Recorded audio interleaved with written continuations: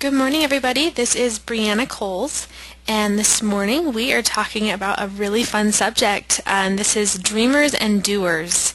It's probably pretty self-explanatory, the difference between a dreamer and a doer, but I wanted to dive in a little deeper today just so we can get really clear on what that difference is, and I've taken some time to really analyze what made the difference for me in dreaming versus doing, and I'm going to share some of that with you guys today. So hopefully this will be something helpful for you guys if you feel like you're stuck in that dreaming phase to push through and be a doer. So first of all, let's just kind of establish what the difference is. I wanted to share this quote that I found. The world needs dreamers and the world needs doers. But above all, the world needs dreamers who do. So let's see what a dreamer is. In the dictionary, this is actually some definitions of a dreamer. A person who dreams, a person who lives in a world of fantasy, a person whose ideas or projects are considered audacious, visionary. It is not bad to be a dreamer. Hopefully that's clear for everybody. These are all great qualities. So the time when you can get hung up is when there's no action attached to that. So dreaming without acting is just basically wishing and hoping and fantasizing, right? So a dream becomes a goal when action is taken toward achieving it. And goals are just dreams with a deadline. So something to think about there. That's all we're going to do on the dreaming side. So know that it's great to dream. If you're not taking action, you're just wishing. So a doer, this is a word. I hope you guys know. I didn't make this word up. This is actually a word in the dictionary, doer. It's a person who gets things done, or a person characterized by action. So hold on to that word there, action. That's what being a doer is all about, is action. So I'm going to share with you just kind of a cycle that I feel we go through on a day-to-day basis. Every day, every week, every month, we do these things. Something as simple as choosing what you're going to eat for breakfast, okay? I know this sounds crazy, but maybe I'll give you an example of that. So, decide, commit, act, celebrate, and evaluate. These 5 steps happen every day of your life. So, for example, breakfast, okay? I wake up, I decide, you know what, I want oatmeal with raspberries. That's what I'm going to have for breakfast. I've decided. Okay, I'm committed. I'm committed to going to the kitchen, making that oatmeal, getting those raspberries in there. Right? That's my and then I act on it. And I make it all up. And then I'm going to celebrate. I mean, you don't really celebrate that, but kind of, right? Like you're happy, you had breakfast, all of that. And then I evaluate, all right, what's next? That worked for me. What's next, right? So that's kind of a silly example, but I just want you to see, like, this cycle is showing up in everyday decisions. So when it comes to your goals, you're going to decide your goals. So we're going to dive in a little deeper with that. So when you're deciding your goals, I think anytime that you're making a decision, it's a desire for change. So it's something different, something more, less, new, whatever it is. You're deciding what am I going to do next, right? So you determine what you want, and then next, it's very important to discover why you want it. Not just knowing what you want is important. Why you want it is so critical. Knowing why you want it is so important because it's going to be what keeps you going even when you feel like stopping, okay? So once you know why you're seeking this change, you know your what, you know your why. Now when do you want it? So set your goals. If you haven't already watched Ashley Miller's webinar on setting effective goals, I love that. Here's the link here on your page as well. So go back and watch that. When I watched through that, I was like, okay, that's everything that I would have shared on setting effective goals. So I absolutely love what she shares there. That will help you to just make sure that you are being effective as you're setting your goals. Another thing to ask is, what support do you need to get there? make sure that your goal is achievable, right? Can you do it? And even if it's this monumental, ginormous goal, it's okay. Can it be done? And if the answer is yes, okay, what do you need to get there?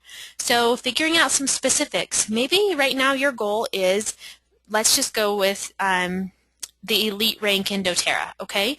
Do you know what that means? Do you know what volume is needed for that? Do you know how many people would need to be enrolled, or how many people you'd need to get on LRPs? Whatever that is, get so specific that you understand what your goal entails, okay? Then determine if you need some support. So if you've got a mentor, a coach, family support, whatever this is, so any support that you might need. Maybe you need to be connected with some resources. You're trying to figure out how to manage contact or tracking all of your contacts, or how to help a new builder that's just starting with the business. Like, what resources do you need to support you?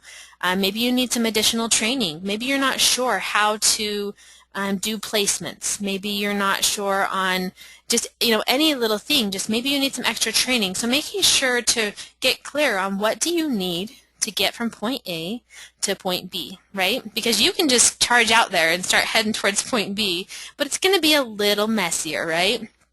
And it's never a straight shot. Hopefully you're clear on that.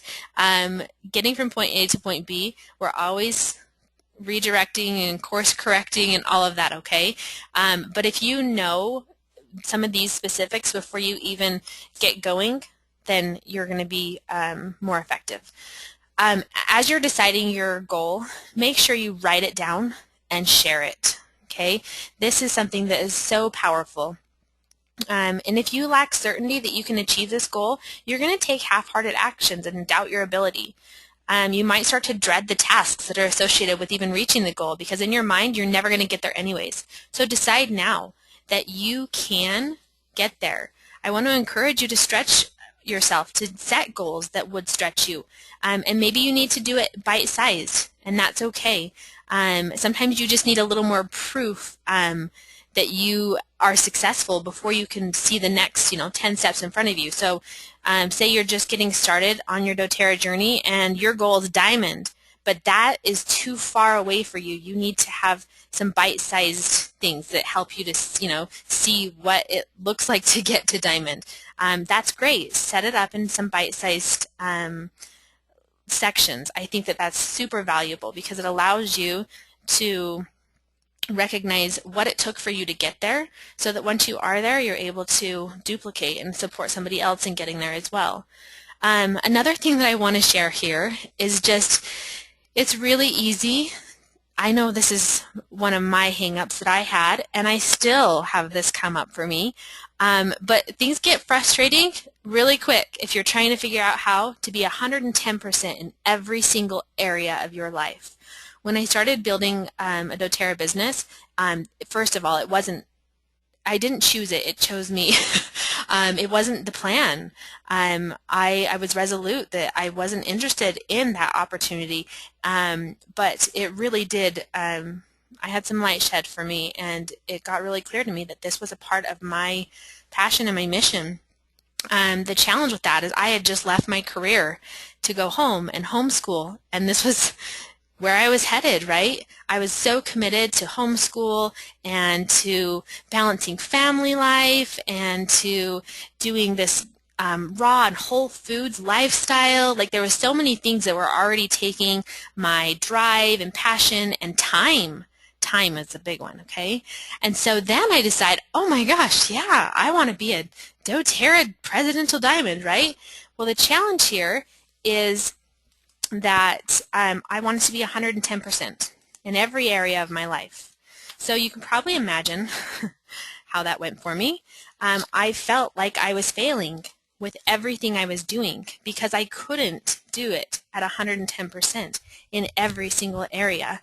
You guys might hear me walking. I'm going to go hide in a room. My children are pulling up from swimming lessons right now, and it will get noisy if I don't go hide. Okay. So hopefully that makes sense, though, that being 110% in every area is basically like setting yourself up for failure, because it just isn't possible. And so I had to get very forgiving and let go of being perfect in all these different areas of my life. I had to get clear on what I wanted and why I wanted it. So that's all we're going to touch on deciding.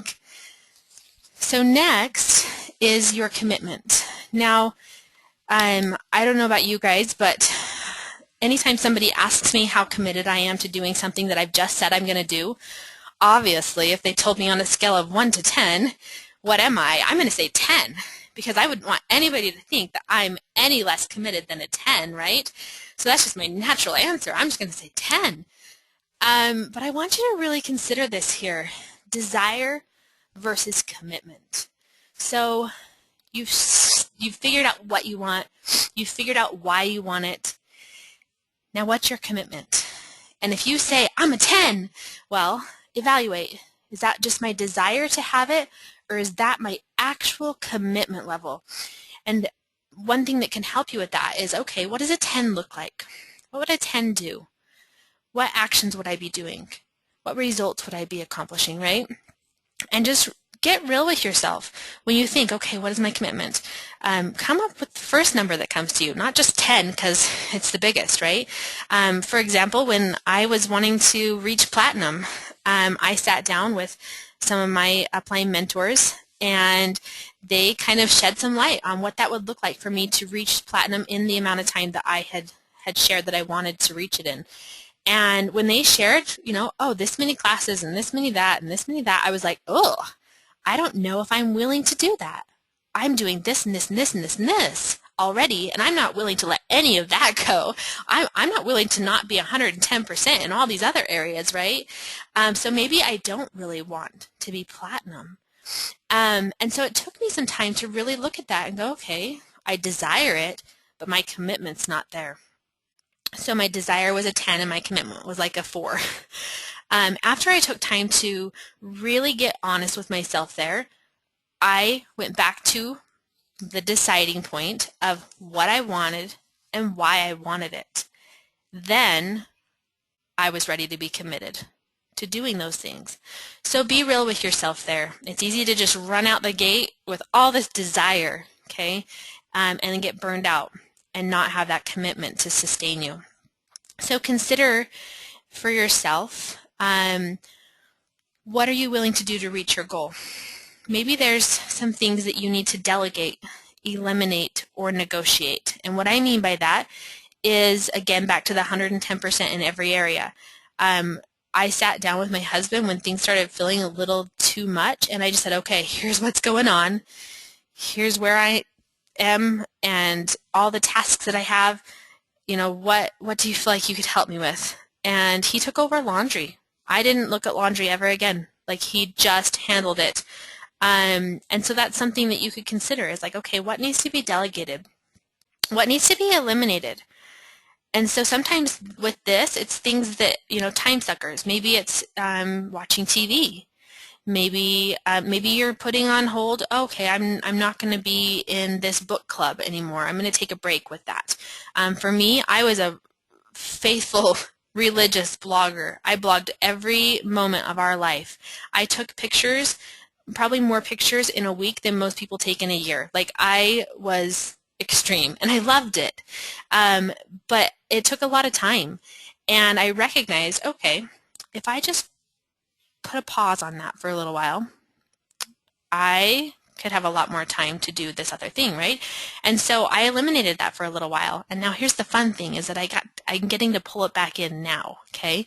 But for a moment, it really served me to let go of that big time commitment and to not have that pressure of like, I'm not accomplishing everything, okay? Maybe you need to also eliminate some beliefs, maybe some perfection. Like, I have to be perfect, right? Or it has to look this way or sound this way or whatever it is. My house has to be immaculate. Maybe you need to eliminate some expectations that you have on yourself, okay? Or then there's also negotiate. So maybe there's some things that you need to just reevaluate and just see, okay, for a little while I'm going to negotiate this. or maybe you're working, with a spouse or family or whatever, like, hey, here's what this is going to look like. Can we negotiate what feels peaceful for you? And if I, do X, Y, Z and you do X, Y, Z, then so just coming to a good plan of something that's going to work to be able to support you. With commitment, one of the things you're going to need to do is ignore the naysayers. People are going to tell you you're crazy, okay? You're a dreamer. That's an audacious goal. They might show signs of doubt. They might even tell you a story about how they know someone or they themselves were unsuccessful with doing what you're doing, okay? Plug your ears. That's all I can say is just plug your ears. Or take some feedback from them, great, decide what you want to do with it, but ignore the naysayers. I had a lot of people when I first started doTERRA, I will tell you, like a lot. And sometimes it was myself, sometimes I was the naysayer, okay? Sometimes it was my husband. A lot of times, most of the time, it was my very own family, okay? So just know that you're going to have to plug your ears a little bit because it's going to come up. Consider what could possibly get in your way. Maybe it's the naysayers. Maybe it's other commitments. Maybe it's your beliefs. All these different things, okay? Encounter it now. Consider what's going to get in my way. And what will I do when it does? What will I do when XYZ happens? And in that way, you've encountered it on paper so that you're more prepared when it comes toward you. And it's like, oh, I was ready for this. Here we go. I've already come up with a plan, right? So just being more prepared. Keep in mind that success is scheduled. So when you commit, get it on your calendar, okay? And I like to map out, I'm going to show you guys some tools that I use to help me map out my month and my week and get really clear on my schedule so that it can support my goals. It's really easy to just have a goal and then a day goes by and then a week goes by and then a month goes by and then all of a sudden you're feeling really heavy because you haven't done anything or not enough to be able to even consider yourself going after that goal, right? So scheduling your tasks that will help you to achieve your goal is going to be critical. Another thing too with commitment, maybe you guys have heard the story of burning the boat. Don't give yourself a back door, another option.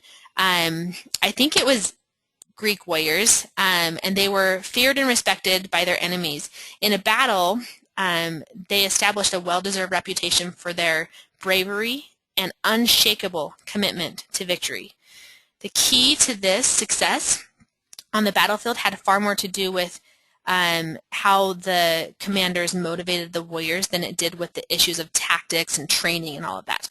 So they were master motivators, and they understood how to use a dramatic demonstration to infuse the spirit of commitment into the heart of every warrior.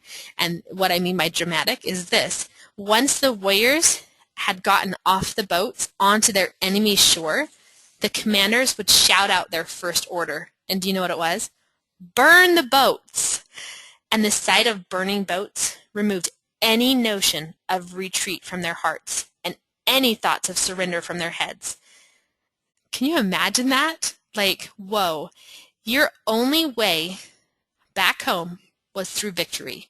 So I will invite you to burn your boat. One of my personal coaches, Tiffany Peterson, shared, be more focused on being loyal and true to your dreams than on your dreams coming true. Loyalty pays great dividends, so stay committed to your dreams.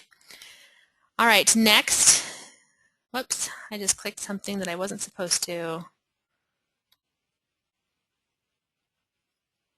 Okay, there we go. Next is act. So take the time to figure out, again, back to decide, what is it that you need? Do you need support, resources, training, all those kinds of things? And then from taking time to go there, you're going to be having inspired actions rather than just random, haphazard, like, whatever, I'm just going to go, hit at this and see what happens. You'll be more clear on inspired actions that will actually support you. Everything that you do consider what is the return on investment. So when you consider the activity that you're going to do to accomplish your goal, is it going to be sitting on Facebook for 3 days? Is it going to be organizing your files? Is it going to be changing the font on your signature in your email? Like all these things that take time, right? But really they're just a distraction. And possibly they're a tactic to avoid some things that maybe are feeling uncomfortable. So look at what you're doing and decide what is the return on investment here. And make sure that you're saving time for those things that are the high value activities versus those things that are the lower value. And this might come back to that, the idea of, okay, what do you need to delegate or eliminate, right? I don't know about you guys, but maybe you've had this happen to you where you've committed and then you've just gone out full steam, right? And you've come across some stumbling blocks, or you just get tired, you think, oh, maybe I can't do this after all, or maybe I don't really want this. Sometimes one of the things you could think is, oh, maybe I'm not supposed to have this because it's too hard and there's too much resistance. But I will tell you from personal experience and from hearing from many others as well, that when you feel resistance, that typically means you're on the right track. Maybe you guys have heard the quote, everything you want is just outside your comfort zone. That's kind of what I'm talking about here with this resistance. Now, I recognize that sometimes resistance shows up and you have those feelings when you're in a situation that you do need to remove yourself from. But typically when you're going after your dreams and you're going out there to make a difference in the world and grow, then you're going to meet resistance, and it's just because you're on the right track, period. So one of my favorite books here is called The War of Art, and I just totally spaced who the author is. I'll share it with you before we get off, I promise. Stephen Pressfield. The War of Art by Stephen Pressfield. Now there's another book called The Art of War. It's not that one. That's a great one too. But The War of Art by Stephen Pressfield. This book helps you with recognizing resistance for what it is. And so when it comes up, it's not like, this is knocking me down, because it might, right? But you're able to see, oh, it came up and it's kind of knocking me down or thinking about it, but I recognize what it is. I'm not going to let it happen. I know that's resistance, and I'm prepared with some tools to do what I need to do with this. And so the War of Art really helps you with that. Helping you to see the ways that resistance shows up and what to do when it does. There is a couple moments of some bad language in that book, and I had to power through that myself, actually. My coach, Tiffany, actually shared that book with me, and I had said, I'm having a hard time reading this because there's a couple not so great words in it. And she's like, that's interesting that you're having resistance about a book that is about resistance. And I'm like, oh, come on. And so I did power through that, and I will tell you that is one that I will definitely turn to a lot, because it is a game changer. So following through, even when that resistance shows its ugly face, is the challenge that you're going to be faced with. And follow through is a habit. It can be formed. It's kind of like, learning how to ride a bike. When you were young, did you just hop on that two-wheel bike and just get going? Probably not, right? You probably started on a tricycle and then moved up, and you had to have mom or dad holding the back of the bike and slowly letting go, and it was scary, and you probably fell down and got scraped up here and there. Like, right, that's a big thing, right? As when you're that age. So just look at it like that. Everything that you're doing right now that you're acting on and you're, feeling uncomfortable with, it's just like learning how to ride a bike. It's a habit. It can be formed. It can only be formed if you're practicing it, though. So like if I'm going out and I'm going to help my 5-year-old or 4-year-old, I can't even remember how old my kids are when they learn how to ride a bike. If I'm going to go out and help them learn how to ride a bike, if I just do it one time and then we don't go back to it for a few months, like we're picking up and starting over, basically. And there's probably more fear around it too, because, oh gosh, we did this and it wasn't successful. I didn't learn how to do it. But if we did it every single day, how quick they would learn and how quick they would become confident, right? So same thing with you, with us. When we act consistently, daily, we become more confident. We become more accomplished. We believe that we can do this because we are seeing results and proof that what we are doing is working. So just keep that in mind. That consistency is key. One of my favorite books with that is The Slight Edge. Hopefully you've heard of that one. The Slide Edge by Jeff Olson, it's talking about just those daily, simple daily disciplines that will really create those massive results. If you do start to feel overwhelmed, take a minute, breathe, like reevaluate, get back onto your why and what you want, decide, your commitments, like go back through this process, the same cycle, and focus on that why. Why is it worth being uncomfortable and doing all this action, right? You do need to have a motive to have motivation. And one of the most important things that I feel like I utilized when resistance came up is the support of mentors and accountability partners. And so observing those that have gone before you, and reach out for support because they've probably felt all the same things you're feeling, okay? So fear is going to show up. It's not if it will show up. It's going to show up. So be ready for it. Have an accountability partner, somebody who is a mentor or coach. Make sure that you're just really clear on your why. Some reminders are helpful too when you're working on the action piece because it's easy to get really busy with life. So having some things around your house that help you to remember your commitment. So something like a vision board where you've posted what your goal is. Maybe you've got something you're going to celebrate with by going on a vacation or whatever it is. Maybe you've got a picture of that. Everywhere that you could possibly need it. On your bathroom mirror, in the kitchen, at your desk, in your bedroom, just everywhere that can constantly remind you, okay, I'm anchored. I know why I'm doing what I'm doing. And you're seeing it all over the place, okay? Otherwise, it's just easy day in, day out to be busy and to not remember what you've decided and committed to.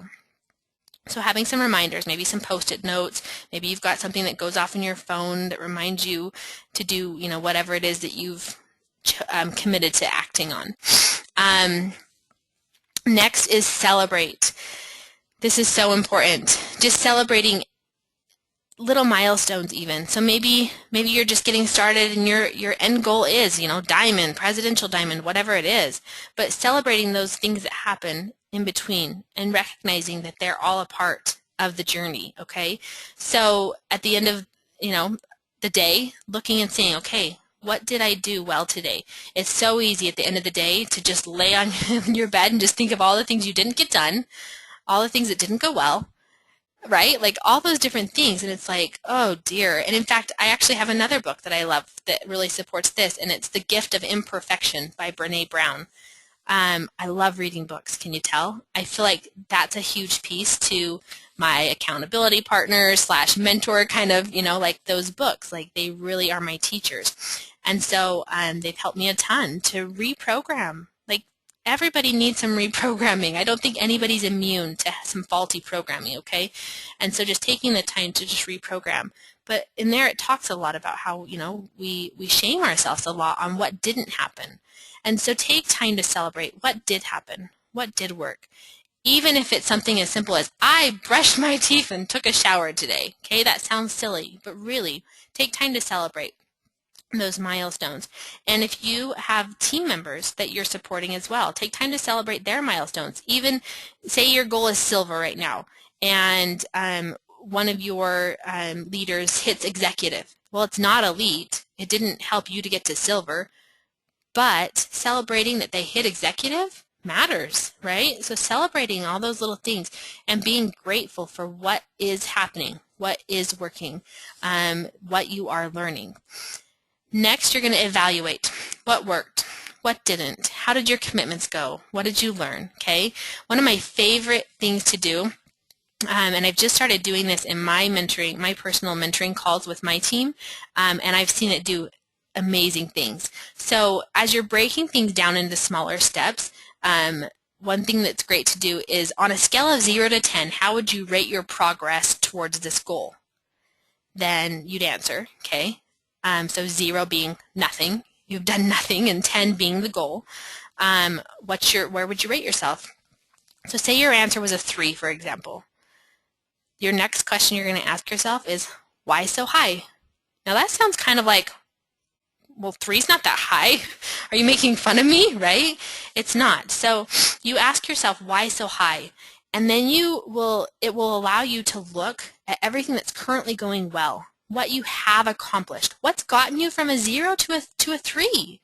and recognize it and be grateful for it, okay? Then you ask yourself this question: what would it take to turn that into a 4?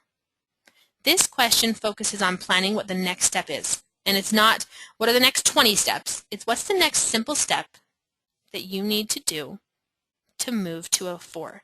So as you're evaluating, just considering, okay, where am I at on a scale of 0 to 10? All right, and be real with yourself, okay?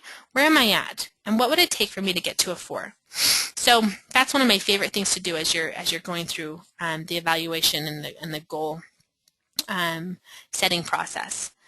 So I actually wanted to show you that cycle again. So hopefully that you're seeing how you do this on a day-to-day basis. You decide, you commit, you act, you celebrate, you evaluate. Use this cycle as you are going through and setting your goals and working towards them. This is truly what sets a doer apart. So after you evaluate, you're going to decide what's next, okay? Then you're going to commit, you're going to act, you're going to celebrate, you're going to evaluate. Keep going through that process. I wanted to show you some of my favorite tools, and I was going to go into more detail on them, but I realized I wanted to keep this a little shorter, so I'm going to do another webinar and go into greater detail on these tools, because I really feel like this is a critical piece to my personal business, and it has made all the difference. So some of my favorite tools are a vision board. So that's just having a board that's got some pictures of what I'm working to achieve. So for example, I just took 3 things off of my vision board last week. All my kids got violins and started violin lessons. Me and my husband started piano lessons, and my kids all got in swimming lessons. Those 3 things were on my vision board, so they're off now. We got it all out there. Some other things that are on there, obviously, are things like rank, financial goals, health goals. One of the pictures on there is, this is my first year with a real grown-up garden. I've had little pots here and there, but one of my pictures on there is an abundant garden, okay? And so just having some things that anchor you in what you're working to achieve, because that picture honestly reminds me to go water my garden. I'm not kidding you. And so having that is so helpful for me to stay true to what I'm working to accomplish. So I love vision boarding. Then there's these different forms here that I love to use that are all available for download at sharesuccess.com/library. And there's even some great things on vision boarding on that website as well. But the strategic planner, the weekly check-in, power mentoring form, and rank planner sheets. I'm only going to touch briefly on what they are and why I use them, and I'm going to go into more depth on another webinar for you guys. So the strategic planner is something that I use on a monthly basis for myself and for the leaders that I mentor with. This allows you to just get clear on what you want for the coming month, what you feel like it's going to take. I would invite you to not just be super vague on these answers. Go as deep as you possibly can. And again, I'll cover that on another webinar. Watch for it, okay? All of my webinars are uploaded to my husband's YouTube channel, and I need to probably change that. So my husband's name is Spencer Coles, C-O-L-E-S, and you can find all of our different webinars on his YouTube channel. Eventually we'll switch it over to my name. That would make more sense. Then I've got the weekly check-in that I use on a weekly basis. This really allows you to evaluate, what did you do this week? What are you committing to do next week? I love saving these because you can see how you've shown up in relation to your goals. This allows you to really get transparent and see it for what it is. Oh my goodness, I wanted to enroll 3 people this week, but I only contacted 1. Maybe I should consider contacting more people next week, right? So this allows you in that evaluation process to be able to have everything right in front of you as you're evaluating. What I love about these forms is they are specifically related to your doTERRA business, and it just honestly gives you all the questions that would really prompt the answers that you're needing to pull out. So you're not trying to figure out, oh my goodness, I have to figure out all this stuff, okay? Power mentoring is another form that's on there that you'll see. This is one that I use as I'm mentoring somebody that maybe I'm not touching base with on a weekly basis and whatnot, but it also helps me to see where they're at, where they would rate themselves as far as their mindset, their skill set, and their tool set goes, and I love using this one as well. And again, I use all of these for myself. Even at Blue Diamond, I feel like I still have to I feel benefit from getting clear on what's the next step for this day, this week, this month, okay? I still use these forms as well, the rank planner, just to kind of see where are we at, how far do we have to go. I like to, do numbers and write them all down, and we've got 1,000 PV until this, until we're at 2,000 on this leg and whatever. So I really like the rank planner sheets because it gives me that visual of where we're at and where we need to go. Okay, so I wanted to share with you guys one other thing here. Maybe you already know the story of Florence Chadwick, but I'll share a brief version of it. So basically, actually I found a really pretty version of it. I'm going to read it to you. Really pretty. I don't know if that's what it is. It's just really well written. There we go. So the California coast was shrouded in fog that 4th of July morning in 1952. 21 miles to the west on Catalina Island, a 34-year-old woman waded into the water and began swimming toward California, determined to be the first woman to do so. Her name was Florence Chadwick, and she had already been the first woman to swim the English Channel in both directions. The water was numbing cold that July morning, and the fog was so thick that she could hardly see the boats in her own party. Millions were watching on national TV. Several times sharks, which had gotten too close, had to be driven away with rifles to protect the lone figure in the water. As the hours ticked off, she swam on. Fatigue had never been her problem in these swims. It was the bone-chilling cold of the water. More than 15 hours later, numbed with cold, she asked to be taken out. She couldn't go on. Her mother and trainer alongside in the boat told her they were near land. They urged her not to quit. But when she looked toward the California coast, all she could see was the dense fog. A few minutes later, at 15 hours and 55 minutes, she was taken out of the water. It was not until hours later, when her body began to thaw, that she felt the shock of failure. To a reporter, she blurted out, "Look, I'm not excusing myself, but if I could have seen land, I might have made it." She had been pulled out only a half-mile from the California coast. Half a mile. Later she was to reflect that she had been licked not by fatigue or even the cold. The fog alone had defeated her because it obscured her goal. It had blinded her reason, her eyes, her heart. It was the only time Florence Chadwick ever quit. 2 months later she swam that same channel, and again fog obscured her view. But this time she swam with her faith intact. Somewhere between the fog was land. Not only was she the first woman to swim the Catalina Channel, but she beat the men's record by some 2 hours. So I love that. Fog's going to come up, but stay focused on what your goal is and know that land's there, the goal's there. And I found this fun image. Keep calm and just keep swimming. Here's another great thing when you're thinking of being a dreamer and a doer. Surround yourself with the dreamers and the doers, the believers and thinkers, but most of all, surround yourself with those who see greatness within you. It's in those moments when you are in the fog that you're going to have somebody on the side of you cheering you on because they recognize the greatness within you and what you can achieve. Sometimes you will rely more on the belief of others in you than you even have in yourself. So surround yourself with those supporters. Before we end, I just wanted to share some book suggestions just because I love what those books can offer you. I'm going to share a lot, okay?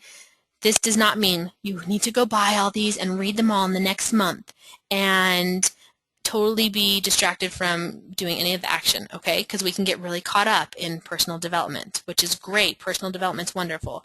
But it's kind of like learning how to ride a bike by reading a book, okay? You need to get on the bike. So take time in personal development. Don't skip out on that, but make sure you're doing the action as well. So here's my book suggestions. I had mentioned earlier The War of Art. That one's all about dealing with resistance.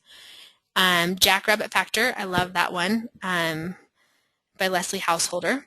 And I'm trying to think of how I even summarize what that's about. It's really about like the law of attraction and your intentions, the power of intentions. The Slight Edge we talked about. It's just about those simple daily things that turn into massive results.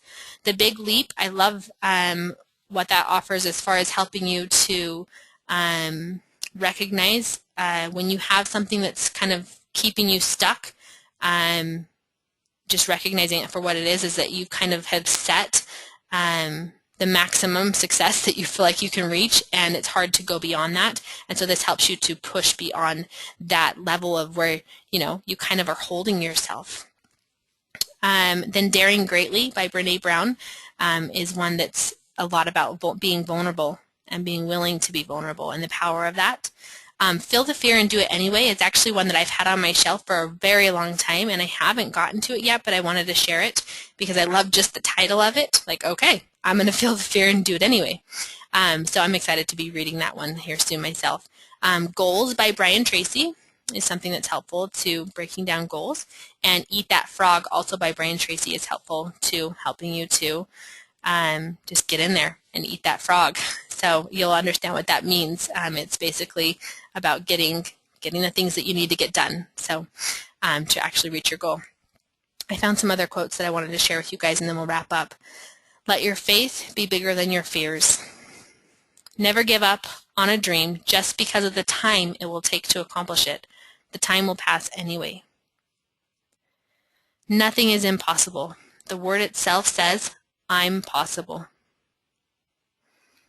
And go confidently in the direction of your dreams. Live the life you've imagined. Have an awesome day, guys. Thanks for taking time to be with me this morning, and I hope that this has been helpful.